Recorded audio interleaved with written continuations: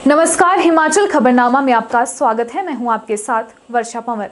सबसे पहले नजर डालते हैं कुछ खास सुर्खियों पर।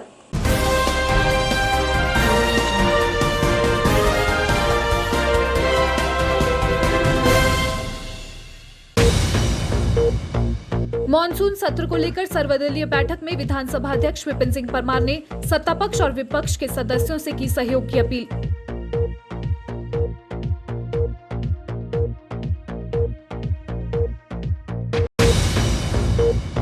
मुख्यमंत्री जयराम ठाकुर ने अधिकारियों को विकासात्मक योजनाओं का क्रियान्वयन सुनिश्चित करने के दिए निर्देश।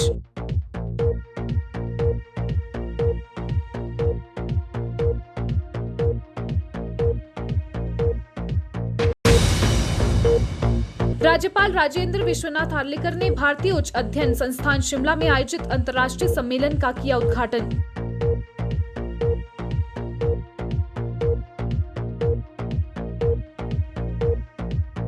सुर्खियों के बाद अब खबरें विस्तार से। मुख्यमंत्री जयराम ठाकुर ने प्रदेश के नए हेलीकॉप्टर को लाहौल घाटी में फंसे लोगों को राहत प्रदान करने के लिए तैनात किया है। मुख्यमंत्री ने बाढ़ से 5 दिनों तक सड़क मार्ग बंद होने के कारण लाहौल घाटी में फंसे स्थानीय लोगों और पर्यटकों को सुरक्षित निकालने के लिए अधिकारियों को घाटी में हेलीकॉप्टर तैनात करने के निर्देश दिए। इस प्रकार प्रदेश के नए हेलीकॉप्टर की पहली सेवाएं परोपकारी कार्यों के लिए ली जा रही है। राज्यपाल राजेंद्र विश्वनाथ आर्लेकर ने भारतीय उच्च अध्ययन संस्थान द्वारा Shri Aurobindo and India renaissance विषय पर आयोजित अंतर्राष्ट्रीय सम्मेलन का उद्घाटन किया। इस अवसर पर राज्यपाल ने कहा कि अरविंद घोष एक विद्वान कवि और राष्ट्रवादी थे, जिन्होंने आध्यात्मिक विकास के माध्यम से सार्वभौमिक मुक्ति के दर्शन को प्रतिपादित किया। वह न केवल भारतीय क्रांतिकारियों में एक अग्रणी थे, बल्कि दूरदर्शी भी थे, जिन्होंने एक उभरते हुए भारत का पूर्वाभास किया और राष्ट्र निर्माण में उल्लेखनीय योगदान किया। राज्यपाल राजेंद्र विश्वनाथ आर्लेकर ने कहा कि श्री अरविंद का पूरा जीवन बलिदान भरा रहा। उन्होंने कहा कि त्याग अलग अलग विषयों में अलग अलग तरीके से किया जा सकता है, लेकिन त्याग की भावना का होना आवश्यक है। उन्होंने कहा कि मन में त्याग का भाव हो तो सारा संसार तुम्हारा है, क्योंकि जब भी त्याग की भावना होती है तो उसके दृष्टिकोण से भिन्न भिन्न विषयों का समाधान किया जा सकता है। उन्होंने कहा कि देश के लिए बलिदान की भावना का होना आवश्यक है। उन्होंने कहा कि जब कई आत्माएं त्याग की भावना से आगे बढ़ती है तो समय के साथ राष्ट्र और अधिक सुदृढ़ हो जाता है। उन्होंने कहा कि राष्ट्र का अर्थ है नागरिकों के बलिदान की भावना। राज्यपाल ने कहा कि यदि बलिदान की भावना नहीं होगी तो हमारे जीवन और इसका अस्तित्व ही व्यर्थ हो जाएगा। राज्यपाल ने कहा कि श्री अरविंद ने राष्ट्रवाद की विचारधारा और त्याग की भावना का देश में प्रसार किया था। उन्होंने देश की राजनीति में भी बहुमूल्य योगदान दिया। वह आधुनिक भारत के योगी थे, जिन्होंने सर्वप्रथम स्वराज का नारा दिया था। वे कहते थे कि यदि स्वराज पाकर भी आप देश नहीं चला सकते हैं तो फिर वही स्थिति उत्पन्न हो जाएगी। इसलिए श्री अरविंद ने देश को दिशा और दृष्टि प्रदान की। उन्होंने कहा कि उनका योगदान अतुलनीय है। राज्यपाल ने कहा कि हमें देश से सब कुछ मिला है और जब हम आज़ादी के 75 वर्ष मना रहे हैं तो नागरिकों को देश और समाज में योगदान देने का संकल्प लेना होगा, जिससे अन्य को भी प्रेरणा मिलेगी। उन्होंने राष्ट्रीय शिक्षा नीति को समझने की आवश्यकता पर भी बल दिया। इस अवसर पर राज्यपाल ने महान देशभक्त लोकमान्य बाल गंगाधर तिलक की पुण्यतिथि पर उन्हें भावभीनी श्रद्धांजलि अर्पित की। राज्यपाल ने श्री अरविंद घोष के चित्र और हिमांजलि नामक पुस्तक का अनावरण भी किया। आज 1 अगस्त है और आज ही के दिन लोकमान्य तिलक की पुण्यतिथि है, पुण्य दिन है। और पूरे महाराष्ट्र में और लगभग मुझे लगता है बाकी अपने देश में भी आज का दिन पत्रकारिता दिन मनाया जाता है। नारद जयंती तो है ही। नारद जयंती के दिन हमारे संस्कृति में पत्रकारिता दिन होता ही है, परंतु आधुनिक भारत में बाल गंगाधर तिलक, उनका आज देहांत हुआ था, उनकी स्मृति में ये पत्रकारिता दिन मनाया जाता है। आज ऐसे शुभ अवसर पर आपके सम्मुख में खड़ा हूं। आज से आने वाले 3 दिनों में यहाँ एक सेमिनार होने जा रहा है, कॉन्फ्रेंस होने जा रही है। इस कॉन्फ्रेंस में विविध विषयों पर चर्चा होगी। बहुत सारे विषय आप सामने आ जाएंगे और इसका अभी उद्घाटन सत्र अभी यहाँ हो गया है। इससे पूर्व भारतीय उच्च अध्ययन संस्थान के निदेशक प्रोफेसर मकरंद आर प्रांजपे ने राज्यपाल का स्वागत किया और संस्थान के हेरिटेज भवन की ऐतिहासिक पृष्ठभूमि के बारे में जानकारी दी। उन्होंने श्री अरविंद घोष द्वारा समाज और राष्ट्र के लिए दिए गए योगदान पर भी चर्चा की। This is the call of Sri Aurobindo, of awakening Bharat Shakti, which is Bhavani Bharati, to serve this larger cause of the Punarjagran of this great civilization. And it is from Sri Aurobindo that we take our inspiration, sir, for this conference. I also wanted to quote a couple of lines from the only poem, as far as I remember, that Sri Aurobindo actually wrote in the Sanskrit language. And let me see if I can find it, and if I can't, I'm sure that I'm quite sure that Sampath Bhai will quote those lines, but I think I found it. So she said, he said in this poem called Bhavani Bharati, he said, Bho Jagrutasmi, Kva Dhanu, Kva Khadaka, Uttishto Uttishtata, Sukta Simha, सोए हुए शेरों जागो और भारत माता की सेवा करो। इसके बाद राज्यपाल ने Indian institute of advance study में टेनिस कोर्ट का भी उद्घाटन किया और पुलिस महानिदेशक संजय कुंडू और आर्टरैक मेजर जनरल राज शुक्ला के साथ टेनिस खेला। देश भर के विद्वान श्री अरविंदो और उनके विचारों पर और उन्होंने भारत के उत्थान के संबंध में जो अपनी सोच रखते थे उसके बारे में आज ये चर्चाएं की जाएंगी। बुद्धिजीवी इस विषय पर चर्चा करेंगे। सम्मेलन की शुरुआत आज से हुई है, रविवार आज के दिन से शुरुआत हुई है और मंगलवार तक ये चलेगा। मंगलवार को इसका समापन सत्र आयोजित किया जाएगा। विधानसभा अध्यक्ष विपिन सिंह परमार ने शिमला में आयोजित पत्रकार वार्ता को संबोधित करते हुए कहा कि हिमाचल विधानसभा मानसून सत्र 2 अगस्त से शुरू होगा। 13 अगस्त तक चलने वाले सत्र में कुल 10 बैठकें होंगी। उन्होंने कहा कि सत्र के पहले दिन पूर्व मुख्यमंत्री स्वर्गीय वीरभद्र सिंह और जुब्बल कोटखाई के विधायक नरेंद्र बरागटा के निधन पर शोकोदगार प्रस्ताव लाया जाएगा। उन्होंने बताया कि विधानसभा का सत्र 2 अगस्त दोपहर 2 बजे शुरू होगा और इस दिन सुबह भाजपा विधायक दल की बैठक बुलाई गई है, जिसमें मानसून सत्र की रणनीति तैयार की जाएगी। अध्यक्ष ने कहा कि कोरोना काल के दौरान हो रहे विधानसभा सत्र के लिए निर्धारित नियमों का सख्ती से पालन किया जाएगा। सभी मुख्य द्वारों पर स्कैनिंग की जाएगी और सीसीटीवी कैमरों के माध्यम से सुरक्षा व्यवस्था और लोगों की आवाजाही पर नजर रखी जाएगी। कोरोना के समय ये सत्र का आयोजन हो रहा है, पर इससे पहले भी हमने जितने सत्र किए हैं वो कोरोना के समय हुए हैं और जो कोविड के नियम हैं उन नियमों का हम अक्षरशः पालन करेंगे। और जो इस परिसर में स्वच्छता की बात है या स्कैनिंग की बात है, सैनिटाइजेशन की बात है, मास्क देने की बात है, उन बातों का हम पूरी तरह से ध्यान कर रहे हैं। उसके ऊपर योजना बना दी गई है। यहाँ की सुरक्षा व्यवस्था ये तो वैसे प्रशासन और पुलिस की सबसे बड़ी जिम्मेवारी है, परंतु विधानसभा की तरफ से एक एक विषय बिंदु के ऊपर हमने बहुत विस्तार से चर्चा की हुई है। यहाँ पर सीसीटीवी कैमरास तो हैं, ड्रोन वगैरह की व्यवस्था भी की गई है और जितने लोग वहाँ से बाहर से आएंगे हेड काउंट्स का ऐसे कैमरा यहाँ पर लगाए गए हैं। गाड़ियाँ कितनी आ रही हैं उसको उन गाड़ियों के नंबर इत्यादि उसमें आ जाएंगे। तो कुल मिलाकर के इस विधानसभा की सुरक्षा की चिंता जहां बतौर विधानसभा अध्यक्ष ये मेरी बनती है, वहीं पर पुलिस डीजीपी व अन्य अधिकारियों के माध्यम से अक्सर इन सारी बातों के ऊपर चर्चा हुई है। बहुत से प्रश्न ऑनरेबल एमएलएज ने अपने अपने विधानसभा क्षेत्रों के बारे में पूछे हैं और बहुत से सामयिक विषय हैं, चाहे अभी हाल में जो भारी बरसात हुई है उसके कारण जो जान माल का नुकसान हुआ है, या पिछले लगभग 1.5-2 साल से कोरोना ने आम आदमी के जीवन को प्रभावित किया है, ऐसी प्रश्न चर्चाएं 130 के तहत पूछी गई हैं। मैं एक ही बात कहना चाहता हूं कि इस विधानसभा की जो प्रक्रिया है, इसका जो संचालन है उसको आपके माध्यम से देश दुनिया तक पहुंचाया जाता है। आप हमारा सहयोग करेंगे। और मैं ये भी कहना चाहता हूं कि ये तमाम हाउस, चाहे वो सत्ता पक्ष है चाहे वो विपक्ष है, इसके संचालन के लिए वो अवश्य हमें सहयोग करेंगे। प्रश्न को पूछने का अधिकार नियमों के अनुसार हर किसी विधायी को है, परंतु उसका उत्तर देना ये माननीय मुख्यमंत्री जी का भी अधिकार है, माननीय मंत्रियों का अधिकार है। इसलिए जब ऑनरेबल सीएम, ऑनरेबल मिनिस्टर अपनी बात को प्रश्न के उत्तर के रूप में, चर्चाओं के रूप में देना चाहें तो शांति को बनाए रखने की मैं अपील करूंगा, क्योंकि हिमाचल प्रदेश अच्छे प्रदेशों में गिना जाता है, परंतु विधानसभा की प्रक्रिया और परंपराओं में भी श्रेष्ठ रूप से गिना जाता है। वो किस लिए गिना जाता है? श्रेष्ठ कोई अपने आप बोलने से नहीं, वो श्रेष्ठ तभी गिना जाता है जब यहाँ पर अच्छी श्रेष्ठ चर्चाएं यहाँ पर होती हैं, अच्छे माहौल में सारी बातें रखी जाती हैं, उनका उत्तर दिया जाता है, तो उसका जो एक रिफ्लेक्शन है वो पूरे देश में जाती है।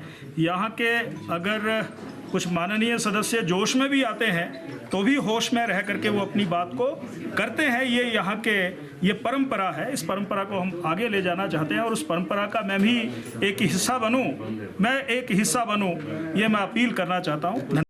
हिमाचल प्रदेश विधानसभा का मॉनसून सत्र 2 अगस्त से शुरू होने जा रहा है। सदन को सुचारू रूप से चलाने के लिए विधानसभा अध्यक्ष विपिन सिंह परमार ने रविवार को सर्वदलीय बैठक बुलाई। इस बैठक में विधानसभा अध्यक्ष के अलावा संसदीय कार्य मंत्री सुरेश भारद्वाज, नेता प्रतिपक्ष मुकेश अग्निहोत्री और माकपा विधायक राकेश सिंघा, मुख्य सचेतक विक्रम जरियाल और उप सचेतक कमलेश कुमारी उपस्थित रहे। हिमाचल विधानसभा का मॉनसून सत्र 2 अगस्त से शुरू होगा। इस दौरान कई विषयों पर चर्चा होगी। सत्र से पहले रविवार को सर्वदलीय बैठक हुई। विधानसभा अध्यक्ष विपिन सिंह परमार ने सर्वदलीय बैठक की अध्यक्षता की। संसदीय कार्य मंत्री सुरेश भारद्वाज, नेता प्रतिपक्ष मुकेश अग्निहोत्री, मुख्य सचेतक विक्रम जरियाल, माकपा विधायक राकेश सिंह बैठक में विशेष रूप से मौजूद रहे। विधानसभा अध्यक्ष ने बैठक में सभी दलों से सत्र के संचालन में रचनात्मक सहयोग, सदन के समय का सदुपयोग और जनहित से जुड़े मुद्दों को उठाने का आग्रह किया। साथ ही सदन की गरिमा को बनाए रखने और गतिरोध की स्थिति में सदन में संयम बनाए रखने का भी आग्रह किया। विधानसभा अध्यक्ष विपिन सिंह परमार ने कहा कि सदन में सभी को अपनी बात रखने का मौका दिया जाएगा। उन्होंने कहा कि सुरक्षा व्यवस्था के पुख्ता प्रबंध किए गए हैं। विपिन ने कहा कि हिमाचल के लोग शांति प्रिय है, इसलिए हम चाहते हैं कि सदन सुचारू रूप से चले। विधानसभा सत्र के दौरान पहली बार ड्रोन से नजर रखी जाएगी। मानसून सत्र के दौरान कुल 10 बैठकें आयोजित होगी, जिसमें से 2 गैर सरकारी दिवस भी होंगे। विधानसभा में प्रवेश करने वाले सभी व्यक्तियों की गणना भी की जाएगी। कोरोना काल के दौरान हो रहे विधानसभा सत्र के लिए निर्धारित नियमों का सख्ती से पालन किया जाएगा। सभी मुख्य द्वारों पर स्कैनिंग की जाएगी और सीसीटीवी कैमरों के माध्यम से सुरक्षा व्यवस्था और लोगों की आवाजाही पर नजर रखी जाएगी। हम इस विधानसभा के समय जो 10 दिन का समय है, इसमें ज़्यादा से ज़्यादा सार्थक चर्चाएं हम में पार्टिसिपेट करेंगे और एमएलएज अपनी बात को प्रश्न के रूप में, चर्चाओं के रूप में रख सकते हैं और सरकार उत्तर देगी तो उन उत्तर को वो ध्यानपूर्वक सुने। एक अच्छे माहौल में सारी बात यहाँ पर हुई है और उन्होंने मुझे आश्वस्त किया है कि हम चेयर के अनुसार ही चलेंगे, ये उन्होंने कहा। बैठक में नेता प्रतिपक्ष मुकेश अग्निहोत्री ने विधानसभा अध्यक्ष से जनहित के मुद्दों पर चर्चा के लिए सदन में समय देने का आग्रह किया। नेता प्रतिपक्ष मुकेश अग्निहोत्री ने कहा कि विपक्ष आम जनता से जुड़े मुद्दों को उठाने को लेकर तैयार है और पहले दिन पूर्व मुख्यमंत्री वीरभद्र सिंह और बीजेपी नेता नरेंद्र बरागटा को श्रद्धांजलि दी जाएगी, जिसके बाद सदन की कार्यवाही अगले दिन के लिए स्थगित की जाएगी। वहीं दूसरे दिन विपक्ष की ओर से जनता से जुड़े मुद्दों को सदन में प्रमुखता से उठाया जाएगा। बहुत ही दुख घटना घटित हुई है। हम सबके नेता और कांग्रेस पार्टी के वरिष्ठ नेता वीरभद्र सिंह जी, जो पिछले सत्र तक बजट सत्र में हमारे साथ थे, वो इस सत्र में नहीं होंगे। और एक बहुत बड़ा कंट्रीब्यूशन उनका स्टेट के लिए और असेंबली में रहा है, क्योंकि इसी असेंबली में उन्होंने 1983 ऑनवर्ड्स आज दिन तक जो है अपना नेतृत्व किया है और पार्टी का नेतृत्व किया है। और 6 दफ़ा तो वो एज चीफ मिनिस्टर उन्होंने इस विधानसभा में काम किया है। आज वो हमारे बीच में नहीं है और जाहिर तौर पे पहले दिन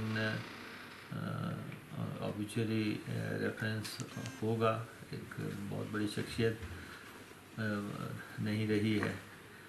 और सेकेंडली नरेंद्र बरागटा जी, वो भी इस हाउस के सिटिंग मेंबर थे, जो कि 3 दफ़ा उन्होंने भी इस असेंबली को रिप्रेजेंट किया है, शिमला से और जुब्बल कोटखाई से। तो उनके जाने से भी हाउस में जो क्षति हुई है, तो दोनों नेताओं को जाहिर तौर पे हाउस में पहले दिन याद किया जाएगा। वहीं माकपा विधायक राकेश सिंघा ने भी कहा कि सत्र में ज्यादा से ज्यादा चर्चा हिमाचल प्रदेश की जनता की जन समस्याओं पर होनी चाहिए। विधानसभा में ज्यादा से ज्यादा चर्चा हिमाचल प्रदेश की अवाम की जन समस्याओं पर होनी चाहिए। वो जन समस्या चाहे ये जो भारी बारिश पिछले दिनों में हुई है उससे पैदा हुई है, या कोविड के चलते हुए जो दूसरा वेव था जो उसने जनता की पीड़ा पैदा की है, चाहे उस से ये पैदा उसकी जन समस्या हुई है, सब इसी पक्ष के थे कि ज़्यादा से ज़्यादा चर्चा हो और वो उस चर्चा के बाद कोई ऐसी नीति बने जिससे जनता की पीड़ा कम हो। शिमला के अंतर्गत आने वाले घोड़ा चौकी और कच्ची घाटी में स्थानीय व्यापार मंडल द्वारा वृक्षारोपण समारोह का आयोजन किया गया। कार्यक्रम में शहरी विकास मंत्री सुरेश भारद्वाज मुख्य रूप से मौजूद रहे। इस अवसर पर मंत्री ने अपने संबोधन में कहा कि घोड़ा चौकी और कच्ची घाटी व्यापार मंडल द्वारा हर वर्ष वृक्षारोपण कार्यक्रमों का आयोजन किया जाता है और साथ ही रोपित किए गए पौधों का संरक्षण भी किया जाता है। वहीं उन्होंने लोगों को पर्यावरण संतुलन एवं ग्लोबल वार्मिंग पर संदेश दिया। युवा पीढ़ी को पर्यावरण के प्रति सचेत एवं सकारात्मक कार्य करने के प्रति प्रेरित भी किया। शिमला की घोड़ा चौकी और कच्ची घाटी में जो काम करने वाले हमारे व्यापारी भाई हैं, उन्होंने अपना व्यापार मंडल बनाया है और वो वन महोत्सव का कार्यक्रम जो है वो करते हैं। इस बार भी वन महोत्सव का कार्यक्रम उन्होंने आयोजित किया है, जिसमें पेड़ जो है वो लगाए जाएंगे। शिमला पेड़ों के कारण ही जाना जाता है, विशेष रूप से देवदार का पेड़, कायल का पेड़, चील का पेड़ शिमला में जो है ये इसकी खूबसूरती की निशानी है। बान का पेड़ है, शिमला में लोग आते हैं तो ब्रास के फूल देख करके जो है वो बहुत जो है वो प्रसन्न होते थे। तो अभी भी सारे नॉर्थर्न इंडिया का जो पर्यावरण है उसकी रक्षा शिमला और हिमाचल प्रदेश करता है। तो पर्यावरण यहाँ का जो है वो अच्छा रहे तो सारे नॉर्थर्न इंडिया का अच्छा रहता है। तो इस दृष्टि से बड़ी मात्रा में पौधारोपण हर वर्ष किया जाता है और उसमें वॉलंटरी ऑर्गेनाइजेशन जो हैं, व्यापार मंडल के लोग हैं, ये जब पौधारोपण करते हैं तो उन पौधों की चिंता भी करते हैं जिनको इन्होंने रोपा होता है।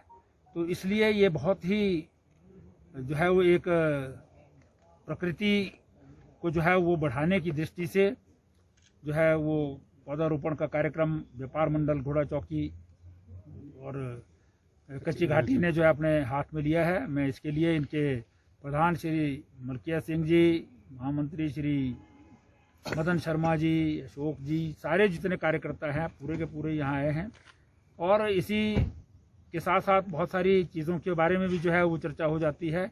इनकी प्रमुख रूप से जो है वो ट्रांसपोर्ट का काम जो है इस क्षेत्र में होता है, कच्ची घाटी और घोड़ा चौकी के एरिया में। तो सड़क पर जो है काम करते हैं, उसके लिए अलग से ट्रांसपोर्ट नगर बसें, ये शिमला जो स्मार्ट सिटी जो है घोषित किया गया है उसके लिए भी एक बहुत आवश्यक जो है वो अंग है ये, क्योंकि स्मार्ट सिटी की एंट्रेंस जो है वो घोड़ा चौकी और अपने कच्ची घाटी से जो है वो होती है। तो अगर ये खूबसूरत रहेगा तो उससे जो है वो शिमला का में आने वाला पर्यटक जो है वो प्रारंभ में ही जो है वो शिमला के बारे में अच्छे विचार लेकर के जाएगा। तो इस दृष्टि से ट्रांसपोर्ट नगर यहाँ पर बने उसके लिए इन्होंने स्थान जो है वो चयनित किया है, जिस पर ट्रांसपोर्ट विभाग से और फॉरेस्ट डिपार्टमेंट से जो है वो बातचीत करके रेवेन्यू डिपार्टमेंट से वो ज़मीन लेकर के जो है वो वहाँ पर ट्रांसपोर्ट नगर बसाया जाए, और प्रयत्न करेंगे वो ज़मीन की ट्रांसफ़र हो जाती है तो उसको स्मार्ट सिटी के अंतर्गत ही जो है वो ट्रांसपोर्ट नगर बने, इस बात का जो है प्रयास जो है वो किया जाएगा। हिमाचल प्रदेश कांग्रेस कमेटी के निर्देशानुसार प्रदेश कांग्रेस कमेटी ने पूर्व में 6 बार रहे मुख्यमंत्री स्वर्गीय वीरभद्र सिंह की स्मृति में साप्ताहिक पौधारोपण दिवस मनाने का फैसला लिया था, जिसके चलते शाहपुर ब्लॉक कांग्रेस कमेटी द्वारा प्रदेश कांग्रेस महासचिव केवल सिंह पठानिया के नेतृत्व में झरेट प्रेई पंचायत में श्रद्धांजलि स्वरूप पौधारोपण दिवस के रूप में मनाया गया। स्थानीय कांग्रेस नेता केवल सिंह पठानिया ने आंवला का पौधा लगाकर पौधारोपण की शुरुआत की। इस पौधारोपण में औषधीय आंवला, कचनार, बेहड़ा और जामुन के पौधे लगाए गए। हिमाचल प्रदेश कांग्रेस कमेटी के निर्देशानुसार प्रदेश कांग्रेस कमेटी ने पूर्व में 6 बार के मुख्यमंत्री स्वर्गीय वीरभद्र सिंह की स्मृति में साप्ताहिक पौधारोपण दिवस मनाने का फैसला लिया था, जिसके चलते शाहपुर ब्लॉक कांग्रेस कमेटी द्वारा प्रदेश कांग्रेस महासचिव केवल सिंह पठानिया के नेतृत्व में झरेट प्रेई पंचायत में श्रद्धांजलि स्वरूप पौधारोपण दिवस के रूप में मनाया गया। इस दौरान प्रदेश कांग्रेस महासचिव केवल सिंह पठानिया ने कहा कि पूर्व में प्रदेश के विकास के मसीहा रहे स्वर्गीय मुख्यमंत्री वीरभद्र सिंह के बहुमूल्य योगदान को कभी भुलाया नहीं जा सकता। उन्होंने कहा कि स्वर्गीय वीरभद्र सिंह हमेशा से ही कांग्रेस पार्टी के प्रेरणा स्रोत रहे हैं, जिनके आदेशों व उनके समग्र विकास की सोच के साथ प्रदेश में कांग्रेस पार्टी हमेशा आगे बढ़ी है। कांग्रेस भी हमेशा उन्हीं के आदेशों व पदचिन्हों पर चलेगी। हिमाचल प्रदेश के निर्माता डॉक्टर वाई.एस. परमार के बाद आज हिमाचल प्रदेश जिस भी स्थिति में खड़ा है, प्रदेश के प्रकृति और उत्थान में अद्भुत प्रयास और बहुत बड़ा योगदान महान विभूति राजा वीरभद्र सिंह का इस प्रदेश और देश के लिए रहा है। पहाड़ी राज्य होने के नाते सड़क मार्ग का पूरे हिमाचल में जाल बिछा देना और मूलभूत सुविधाओं, स्वास्थ्य, शिक्षा के ढांचे को सुदृढ़ और मजबूत बनाना व प्रदेश के हर वर्ग के लोगों को बिना किसी राजनीतिक द्वेष के चलते राजा वीरभद्र सिंह ने हिमाचल को अपने परिवार की तरह संजोए रखा था। हिमाचल प्रदेश कांग्रेस कमेटी के द्वारा जो राजीव गांधी वृक्षारोपण कार्यक्रम चलाया जा रहा था, उसके अंतर्गत आज जो शाहपुर ब्लॉक कांग्रेस कमेटी ने और यहाँ योग ग्राम पंचायत झरेड़ और ग्राम पंचायत प्रेई के मेरे आदरणीय बुजुर्गों, माताओं और नौजवान साथियों ने ये वृक्षारोपण कार्यक्रम का किया है। मैं तमाम पंचायत के प्रतिनिधियों का उनका मैं धन्यवाद करना चाहता हूँ और ये सच्ची श्रद्धांजलि है, क्योंकि राजा वीरभद्र सिंह जी थे, वो ही ये वनों के कटान पे जब वो मुख्यमंत्री बने थे तो वनों के कटान पे उन्होंने प्रतिबंध लगाया था। और जो मैं कहता हूँ देवदारों की पेटियां बनती थी, गत्ते की पेटी को लाने वाले ही वास्तव में राजा वीरभद्र सिंह जी थे। और हिमाचल प्रदेश को की अगर वनों की संरक्षण किसने की तो स्वर्गीय राजा वीरभद्र सिंह जी ने की।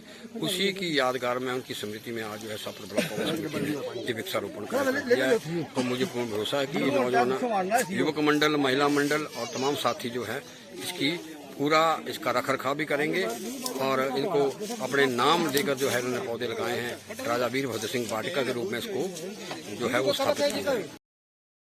जयराम सरकार अपने 4 वर्ष के कार्यकाल में पीटीआई का एक भी पद अभी तक नहीं भर पाई है। प्रदेश में मौजूदा समय में 2000 से अधिक पीटीआई के पद रिक्त चल रहे हैं, लेकिन इन्हें भरने की ओर प्रदेश सरकार का कोई रुझान नहीं है। अगर प्रदेश सरकार ने शिमला में चलने वाले विधानसभा सत्र के दौरान पीटीआई के पद भरने के लिए कोई उचित कदम नहीं उठाया तो बेरोजगार शारीरिक शिक्षक संघ धरना प्रदर्शन करने से भी गुरेज नहीं करेगा। यह बात धर्मशाला में आयोजित पत्रकार वार्ता के दौरान बेरोजगार शारीरिक शिक्षक संघ के प्रधान संदीप खई ने कही। हमारी जो पोस्टें पीटीआई की नहीं निकल पा रही हैं उसके रिगार्डिंग की है। इस टाइम पूरे हिमाचल में जो कि 4500 पोस्टें खाली पड़ी हुई हैं पीटीआई की, तो काफ़ी समय से हम सरकार, जब से ये सरकार बनी है आज करीब 3.5 साल हो गए, 3.5-4 साल के बीच में हमने बार बार इनको माननीय सीएम साहब को ज्ञापन दिए हैं, हमारी पोस्टें निकालने के लिए ज्ञापन दिए हैं जहाँ भी ये जाते हैं ऑल ओवर हिमाचल में, पर अभी तक हमारी जो इन्होंने हमारी बात में असर नहीं हुआ भी कुछ भी। तो हम ये चाहते हैं कि हमारी पोस्टें जल्दी जल्दी भरे जाएँ। और ये मैं बताना चाहता हूँ, इस टाइम तो हम सारे ही उम्र के पड़ाव पे हैं, हमारी उम्र भी निकलती जा रही है।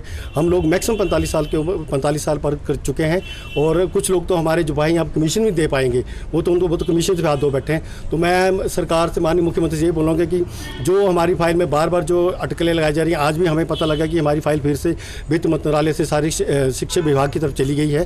तो जो उसमें जो भी अटकलें आ रही, जो भी मुश्किलें आ रही हैं, हम चाहते हैं कि आने वाले विधानसभा मानसून सत्र या कैबिनेट में उन समस्या को फाइल में जो भी अटकलें आ रही हैं उनको दूर करके हमारी पोस्टें भरे जल्द से शीघ्र से शीघ्र।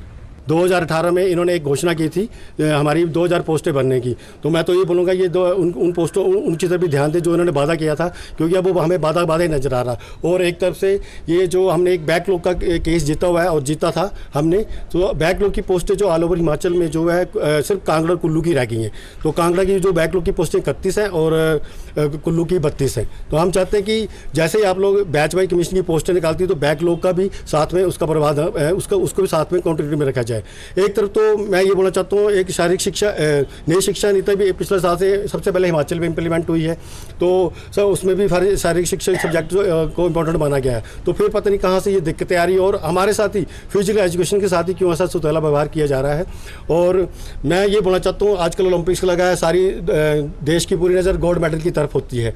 अगर स्कूल, परंतु इस चीज़ का ये कोई ध्यान नहीं देता कि स्कूलों में शारीरिक शिक्षक नहीं है। अगर शारीरिक शिक्षक नहीं होगा तो वो एक प्लेयर को कैसे तैयार कर पाएगा। जब तक हम एक शारीरिक शिक्षक को होगा तो वही उसका शारीरिक और मानसिक विकास करेगा, एक प्लेयर की वही अखरा उतारेगा, तो वही गोल्ड मेडल दिला पाएगा ना। जब तक स्कूलों में शारीरिक शिक्षक नहीं है तो कैसे उतार होगा। हिमाचल प्रदेश को टीबी मुक्त बनाने के लिए 1 अगस्त से 31 अगस्त तक एक्टिव केस फाइंडिंग अभियान शुरू किया गया ताकि प्रदेश को टीबी मुक्त बनाया जा सके। इसी अभियान को सफल बनाने के लिए हमीरपुर स्वास्थ्य विभाग ने कमर कस ली है। हमीरपुर स्वास्थ्य विभाग के मुख्य चिकित्साधिकारी आर.के. अग्निहोत्री ने कहा कि हमीरपुर जिला की कुल जनसंख्या लगभग 5 लाख के करीब है। ऐसे में टीबी रोगियों की पहचान करने के लिए स्वास्थ्य विभाग की 535 टीमें गठित की गई हैं, जो कि टीबी रोगियों की 1 से 31 अगस्त तक पहचान करेगी। हमीरपुर जिला को टीबी मुक्त बनाने के लिए स्वास्थ्य विभाग ने कमर कस ली है। जिला में 1 अगस्त से 31 अगस्त तक एक्टिव केस फाइंडिंग अभियान शुरू किया गया है। हमीरपुर के मुख्य चिकित्साधिकारी आर.के. अग्निहोत्री ने बताया कि हमीरपुर जिला में एक्टिव केस फाइंडिंग अभियान को सफल बनाने के लिए स्वास्थ्य विभाग द्वारा 535 टीमें गठित की गई हैं, जो घर घर जाकर सभी लोगों की व्यक्तिगत रूप से स्क्रीनिंग करेगी और संभावित टीबी रोगियों की पहचान करेगी। उन्होंने कहा कि यह टीम लोगों के बलगम जांच के नमूने एकत्रित करके उन्हें जांच के लिए प्रयोगशाला में भिजवाएगी। इस जांच टीम में एक सदस्य स्वास्थ्य विभाग का तकनीकी कर्मचारी और दूसरे सदस्य के रूप में उस इलाके की आशा कार्यकर्ता शामिल है। स्वास्थ्य टीम द्वारा जिला की 4,81,243 की जनसंख्या की एक से व्यक्तिगत रूप से संपर्क करके स्क्रीनिंग की जाएगी और इस सारी जानकारी को ऑनलाइन भी किया जाएगा।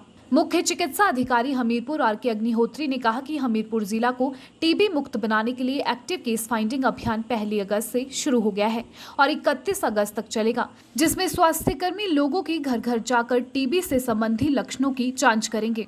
टीबी के संबंध में एक प्रोग्राम शुरू होने जा रहा है।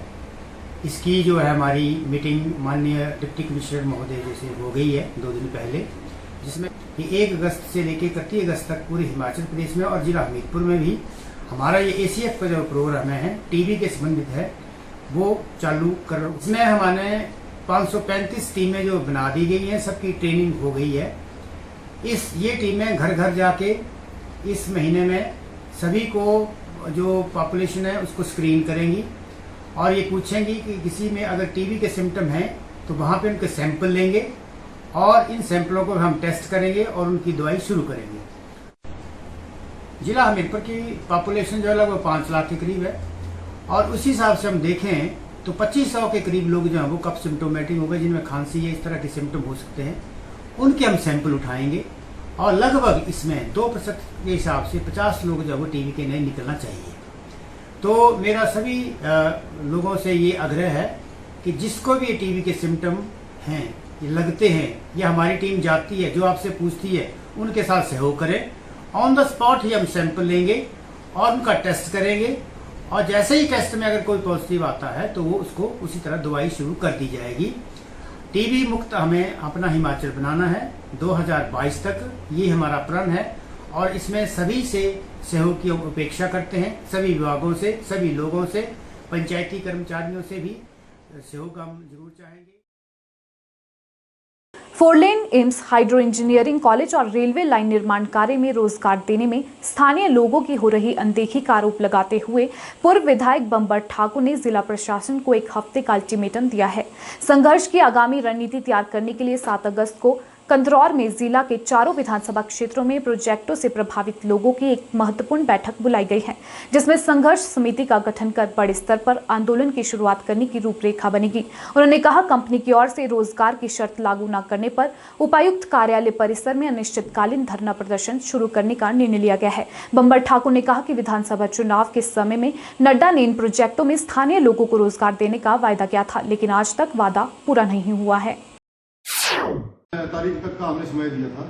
31 तारीख तक जो है जिला प्रशासन रेलवे, 4 लेन एम्स जैसे प्रोजेक्टों के जो हेड एम्स हैं हमारी बातचीत कराएं और इस कानून को इम्प्लीमेंट करें। 31 तारीख को डीसी साहब ने एसडीएम साहब के पास मैसेज करके मुझे ऑफिस में बुलाया था, तो मैं वहाँ गया था। उसमें डीसी साहब ने हमारे से 5-6 दिन का समय और मांगा कि 5-6 दिन का समय दो, ताकि हम कंपनी के अधिकारियों से तीनों प्रोजेक्ट्स के जो कंपनी के अधिकारी हैं उनसे हम आपकी बात कराते हैं और इस कानून को, इस नियम को इम्प्लीमेंट करने का उन्होंने हमें आश्वासन दिया है और हमें उम्मीद है कि वो डिप्टी कमिश्नर महोदय और एसपी महोदय कानून को इम्प्लीमेंट कराएंगे, हमें उम्मीद है। परंतु यदि अभी तक जो प्रशासन का और सरकार का रवैया रहा है वो इम्प्लीमेंटेशन नहीं हुई, एक भी आदमी अभी तक बिलासपुर का रोजगार पे नहीं है। कंपनियों को टाइम पे बुला लिया तो सफाई कर्मचारी है उसके लोगों ने, बिलासपुर के लोग सफाई के लिए, सुपरविजन करना है तो कलकत्ता के आदमी है, जेई रखना है तो आंध्र प्रदेश के आदमी है, एसडीओ रखना है तो दिल्ली के हैं, मैनेजर रखना है तो गुजरात के हैं, एमबीए होल्डर यहाँ पे भी हैं, जेई होल्डर यहाँ पे हैं, सर्वेयर यहाँ पे हैं, ये सारे आउट ऑफ स्टेट आए। और ये सीधा मैं आरोप जो है वो माननीय जगत प्रकाश नड्डा जी को लगाना चाहता हूँ कि उनकी उदासीनता की वजह से उन्होंने ये कहा था कि भाई बिलासपुर के इन तमाम विधायकों को जिताओ, एम्स में और इन सारे प्रोजेक्टों में रोजगार देने की गारंटी मेरी है। और उन्होंने नौजवानों से रिज्यूम इकट्ठे किए थे चुनावों के वक्त, लोगों के बायोडाटा इकट्ठे किए थे, नौजवानों के बायोडाटा दो, आपको एम्स में 4 लेन में नौकरी मिलेगी। मैं जगत प्रकाश नड्डा जी और उनके विधायकों से ये कहना चाहूँगा कि आपके जिला के अंदर, आपके चुनाव क्षेत्र के अंदर ये प्रोजेक्ट आए हैं और डॉक्टर मनमोहन सिंह और वीरभद्र जी की वजह से आए हैं और वीरभद्र जी इम्प्लीमेंट कानून बना के गए हैं। चुमेरा से लेके एनएचपीसी और पार्वती तक, एनटीपीसी, एसीसी, इन सब प्रोजेक्टों में, सब कारखानों में हिमाचल प्रदेश के लोगों को रोजगार मिला है, लोकल लोगों को रोजगार मिला है। 70 नहीं है तो 50 ही है, लेकिन मिला है। माननीय नड्डा जी बताएं कि बिलासपुर के इन 4 प्रोजेक्टों में रोजगार क्यों नहीं है, वो बताएं। लेकिन वो बताते नहीं, वो दिल्ली रहते हैं। उनके विधायक जो है वो मौनी बाबा बने हुए हैं, वो बोल नहीं सकते। 2 धड़ों में बटा शिमला व्यापार मंडल अब अलग अलग तारीखों को चुनाव करवाने की तैयारी में जुट गया है। हाल ही में चुनाव को लेकर स्नातक धर्म स्कूल में हुए जनरल हाउस में वर्तमान व्यापार मंडल का कार्यकाल 1 साल के लिए बढ़ा दिया गया था। इस फैसले से व्यापारियों का एक धड़ा नाराज हो गया था और इस धड़े से जुड़े व्यापारियों ने आगामी 5 सितंबर को चुनाव करवाने का ऐलान कर दिया है। वहीं चुनाव को लेकर नाराज गुट की बढ़ती सक्रियता के बाद शिमला व्यापार मंडल ने भी अब 29 अगस्त को व्यापार मंडल के चुनाव करवाने का ऐलान कर दिया है। अध्यक्ष इंद्रजीत सिंह ने बताया कि शिमला व्यापार मंडल में किसी प्रकार की गुटबाजी न रहे, इसी बात को ध्यान में रखते हुए 29 अगस्त को चुनाव करवाने का फैसला लिया गया है। जिस तरह कोविड के बाद काफ़ी समय बाद बाजार खोले हैं और वर्तमान समय जो है त्योहारों का सीज़न भी है, तो इसको लेके और तीसरी लहर को भी मद्देनज़र रखते इसको थोड़े समय के लिए एक्सटेंड कर दिया जाए। लेकिन सेम समय पे कुछ व्यापारी जो वहाँ पे भी उपस्थित थे, उनके शायद ये रिजेंटमेंट थी कि चुनाव अभी होने चाहिए और उन्होंने एक अपनी तरफ से एक तिथि दे दी, जो कि मुझे लगा कि इससे ऐसा होगा कि व्यापारी 2 फाड़ हो जाएगा। तो हमने बड़े अपनी मेहनत से शिमला व्यापार मंडल को सिंचा है, तो हम चाहते हैं नहीं कि इसके 2 फाड़ हों। तो इस सब बातों को मद्देनज़र रखते और हमने भी चाहते हैं, क्योंकि ऑलरेडी हमारा जो समय है वो ऊपर हो चुका है, हम भी चुनाव चाहते हैं, लेकिन इसकी एक प्रक्रिया है जिसको हम फॉलो करना चाहते थे। लेकिन जिस तरह वो कुछ लोगों ने उठ के अपनी डेट दे दी, कल एक और ग्रुप भी हमने सुना कि वो एक अपनी अलग से भी डेट देने जा रहे थे, तो मुझे ऐसा लगा कि इन सबको एक उसमें कर दे, क्योंकि हम चाहते हैं कि सारे व्यापारी एकत्र रहें। इसलिए हमने एक 29 जो अगस्त की जो है ये डेट दी है, और जो कोई भी व्यापारी इंटरेस्टेड है चुनाव लड़ने में वो इसमें कर सकता है, क्योंकि इसके बाद फिर सीज़न है। अगर हम चाहते तो इसको आगे भी करते, लेकिन मुझे लगता है कोरोना की तीसरी लहर भी है। जैसे ही प्रशासन से हमें इससे अनुमति लेंगे और 29 तारीख को हम अपना चुनाव कराएंगे। मॉनसून जहां ऊपरी हिमाचल में कहर ढा रहा है, वहीं निचले हिमाचल में भी इसका खासा असर देखने को मिल रहा है। हमीरपुर जिला के कई ग्रामीण क्षेत्रों में भारी बारिश और तूफान के कारण मक्की की फसल बर्बाद हो चुकी है। ऐसे में किसानों ने प्रदेश की जयराम सरकार से मुआवजे की गुहार लगाई है। वहीं हमीरपुर कृषि उपनिदेशक पीसी सैनी ने कहा कि हमीरपुर में ज्यादा बारिश नहीं हुई है, लेकिन मिट्टी में पोटाश की कमी के चलते मक्की की फसल गिर रही है। उन्होंने किसानों से आह्वान किया है कि खेतों में बिजाई करते समय पोटाश का उपयोग करें। हमीरपुर जिला में बारिश और तूफान ने खूब कहर मचाया है। जिला के बड़सर, नदौन, फोरंज, सुजानपुर में बारिश और तूफान के कारण मक्की की फसल बर्बाद हो गई है, जिससे किसानों को खासा आर्थिक नुकसान उठाना पड़ रहा है। किसानों का कहना है कि बारिश और तूफान से उनकी मक्की की फसल पूरी तरह से बर्बाद हो चुकी है, जिससे किसानों की चिंता बढ़ गई है। किसानों ने बताया कि हजारों रुपए खर्च कर उन्होंने ट्रैक्टर के माध्यम से बिजाई की, लेकिन अब बारिश और तूफान ने उनकी पूरी मेहनत पर पानी फेर दिया। ऐसे में किसानों ने प्रदेश सरकार से मुआवजे की गुहार लगाई है। मतलब सारी फसल जो है सारी खराब हो गई है और बारिश की वजह से सारी बर्बाद हो गई, फसल सारी एक ही हो गई है। करते हैं कि हमारे को मुआवजा मिलना चाहिए और हमारी फसल जो है मतलब सारी बर्बाद हो चुकी है। वहीं कृषि उपनिदेशक हमीरपुर पीसी सैनी की माने तो हमीरपुर की मिट्टी में पोटाश की कमी देखी जा रही है, जिस कारण फसल गिर रही है। उन्होंने कहा कि अभी हमीरपुर में ज्यादा बारिश नहीं हुई है। ऐसे में उन्होंने किसानों से आह्वान किया है कि जब भी वे खेतों की बिजाई करें तो पोटाश भी खेतों में डालें, जिससे फसल को मजबूती मिलती है। एक और समस्या जो आजकल के दिनों में आ रही है, जब से बारिशें शुरू हुई हैं, कि मक्की गिरने लगी है। और तो जो मैंने देखा, मेरा तो यही कहना है कि किसान भाई जब हम बुआई करते हैं खेत में मक्की की, तो उस टाइम हमें कम से कम 15-20 किलो बीघे की 12-32-16 डालनी चाहिए। और यहाँ का जो मैं देख रहा हूँ जो कंजम्पशन है हमीरपुर डिस्ट्रिक्ट की फर्टिलाइजर की, तो यही देखा गया है कि मैक्सिमम लोग यूरिया का ही प्रयोग करते हैं यहाँ। और जो हमारा NPK का जो एक कंपोजिशन होनी चाहिए, जो रेशो होनी चाहिए खेतों में, वो हम प्रयोग नहीं करते। और सॉइल टेस्टिंग के बेस पे भी जब हमने देखा है कि हमारा जो मैक्सिमम एरिया है हमीरपुर ज़िले का, उसमें पोटास की भी कुछ एक एरिया में कमी है। तो पोटास एक ऐसा तत्व है, उसको अगर हम प्रयोग करते हैं जो हमें 12-32-16 से बड़ी अच्छी तरह से उपलब्ध हो जाता है अगर हम बुआई के टाइम डालें। इसके अलावा किसान टेस्ट करवा लें अपने मिट्टी का। वैसे हम कोशिश ये कर रहे हैं कि सभी किसानों की हम मिट्टी टेस्ट करें और उसके बाद उनको रिकमेंड करें कि उनको कितनी खाद डालनी है। समाज सेवा में कार्यरत सेवा भारती के दर्जनों कार्यकर्ताओं ने नाहन के जमटा वन रेंज में विभिन्न प्रकार की प्रजातियों के करीब 100 पौधे रोपित किए। मीडिया से बात करते हुए सेवा भारती नाहन इकाई के अध्यक्ष योगेश्वर गौतम ने बताया कि सेवा भारती समय समय पर विभिन्न सामाजिक कार्यों में अपनी भागीदारी सुनिश्चित करती है और पौधारोपण भी उन्हीं कार्यक्रमों का एक हिस्सा है। उन्होंने बताया कि सेवा भारती द्वारा यहाँ फलदार पौधों के अलावा औषधीय पौधे भी रोपित किए गए। समाज सेवा में कार्यरत सेवा भारती के दर्जनों कार्यकर्ताओं ने नाहन के जमटा वन रेंज में विभिन्न प्रकार की प्रजातियों के 100 फलदार और औषधीय पौधे रोपित किए। सेवा भारती नाहन इकाई के अध्यक्ष योगेश्वर गौतम ने बताया कि सेवा भारती द्वारा रोपित पौधों की देखभाल सुनिश्चित हो सके, इसके लिए पौधारोपण फॉरेस्ट रिजर्व एरिया में किया गया। वहीं सेवा भारती ने समाज के अन्य लोगों से भी बढ़ चढ़कर पौधारोपण करने की अपील की है। आपको जैसे विदित ही है कि सेवा भारती समाज सेवा के क्षेत्र में विभिन्न प्रकार के प्रकल्पों द्वारा अपना कार्यक्रम करता रहता है। इसी कड़ी को आगे बढ़ाते हुए आज हमने जमटा के वन क्षेत्र में 100 के करीब पौधे लगाए हैं। इस वृक्षारोपण में हमारा जो सहयोग है वो राष्ट्रीय स्वयंसेवक संघ के बंधुओं ने, जिनमें के प्रमुख तौर पर श्री सोमदत्त जी और श्री सचिन जी का विशेष सहयोग रहा है, उनकी सहायता से लगाए हैं।